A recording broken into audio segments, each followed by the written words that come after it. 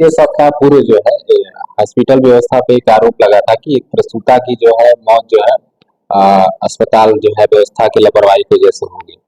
तो ऐसे में क्या अस्पताल पर जो है व्यवस्था की भूमिका थी, वर्तमान में क्या स्थिति है अस्पताल की जो है मरीजों के लिए क्या जो है चल रहा है हॉस्पिटल? मैं इस बारे में आपको बहुत तथ्य बता दूं। जिस मरीज के बारे में आप बता रहे हैं, चर्चा कर रहे हैं, आपके संज्ञान में है, वो मरीज कुछ प्राइवेट डॉक्टरों के द्वारा रिफर करके यह कहकर कि सांकृत्य हॉस्पिटल में सर्जरी का सबसे अच्छा सर्जन लोग है, आप जाए वहां हो जाएगा। मरीजा प्रसूता अपने ऑपरेशन के लिए हॉस्पिटल में लाई गई थी और doctor Sonakshi Pandey MS MBBS MS gynaecologist द्वारा उसे देखा गया। देखने के बाद ये निर्णय लिया गया कि इसका बिना तुरंत ऑपरेशन के इलाज, इसका जीवन बचाना मुश्किल होगा।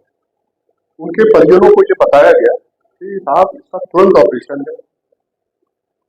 वो लोग होने लगे और कहे साहब तुरंत करिए, चाहे जैसे भी। प्राय ग्रामीण क्षेत्रों में अशिक्षा की वजह से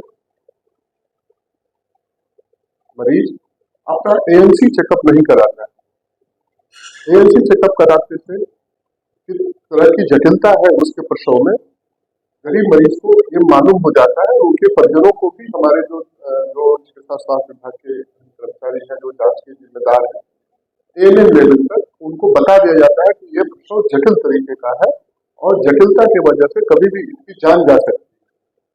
परंतु प्रायः आप गांव में जाके देखेंगे तो एंटीनेटल चेकअप जो है वो उस स्तर से नहीं हो पाता जो प्रधानमंत्री मातृत्व सुरक्षा बंधन योजना जो माननीय भारत सरकार ने दे रखी। लेकिन इसी लापरवाही से प्रभावित होकर के वो महिला आई। जब सर्जरी का निर्णय लिया गया, उनके परिजनों ने लिखित अपना अंगूठा, अपना हस्ताक्षर लगा के, अपना सहमति पत्र दे करके पैर पकड़ लिए, कहे साहब आप ही कर हमारे मरीज को बचा सकते हैं। और उसके बाद फिर डॉक्टर सोनाक्षी पांडे और doctor Dinesh Gupta MD anaesthesia जो बेहोशी दे करके सर्जरी किए। जच्चा और बच्चा दोनों को सकुशल वो ऑपरेशन थिएटर से बाहर लाए। थोड़ी देर बाद लगभग ऐसा लगा कि बच्चा ठीक नहीं है, तो अच्छे से क्रिटिकल कंडीशन में जिला अस्पताल भेज दिया गया और वहां पे वो स्वस्थ रहा, अपने घर गया।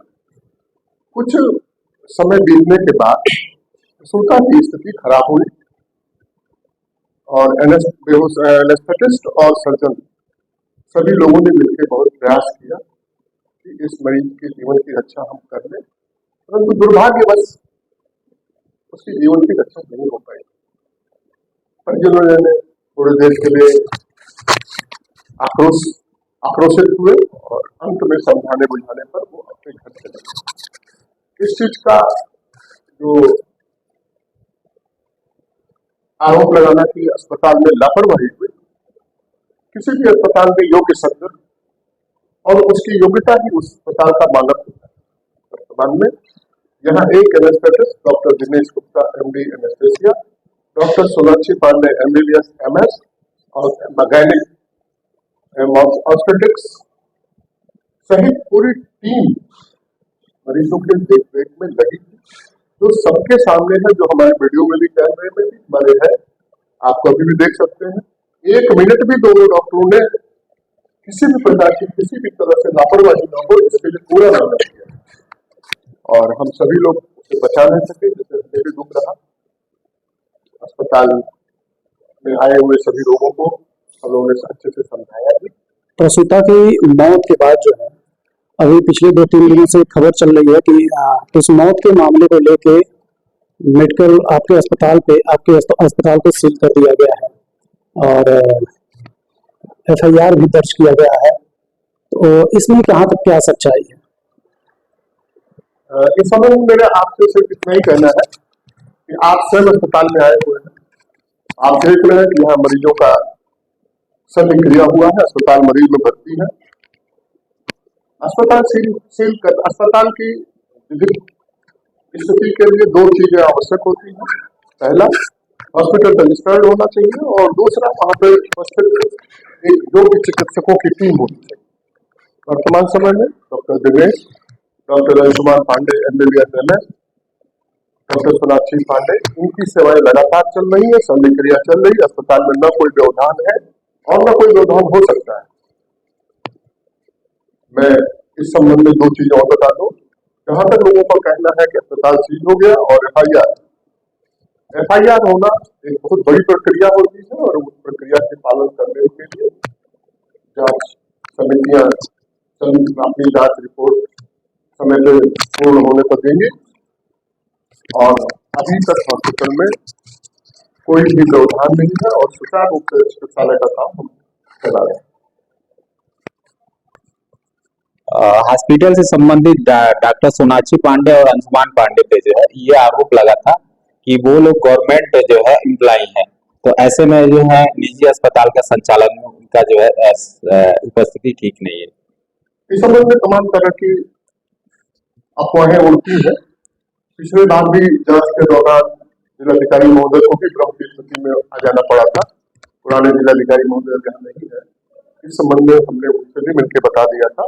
फिर भी आप सब जन सामान्य के लिए भी मैं बता दूं, doctor Anshuman Pandey assistant professor राजकीय मेडिकल कॉलेज कुशीनगर में तैनात थे, डॉक्टर सोनाक्षी पांडे थी, परंतु वर्तमान समय में विगत 10 महीने से इन लोगों ने अपनी वहां से सेवाएं अपनी बंद कर दी है और वो अपने शुद्ध रूप से अपना अस्पताल चलाते हैं और किसी भी राजकीय सेवा में उनका योगदान नहीं।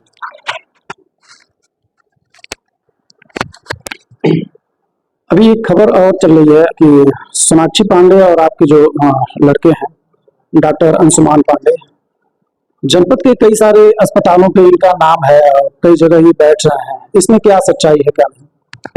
प्रधानमंत्री जन आरोग्य योजना के अंतर्गत जो अस्पताल संबद्ध है, इसमें आयुष्मान भारत की सेवाएं उपलब्ध है, उसमें सर्जन के रूप में डॉक्टर अंशुमान पांडे उन संबद्ध अस्पतालों में पार्ट टाइम के लिए शल्यक्रिया करने के लिए जाते हैं। जिन अस्पतालों को मुख्य चिकित्सा अधिकारी ने अपने मान्यता प्राप्त की हुई है, उन्हीं अस्पतालों से ही आयुष्मान भारत का संचालन होता है।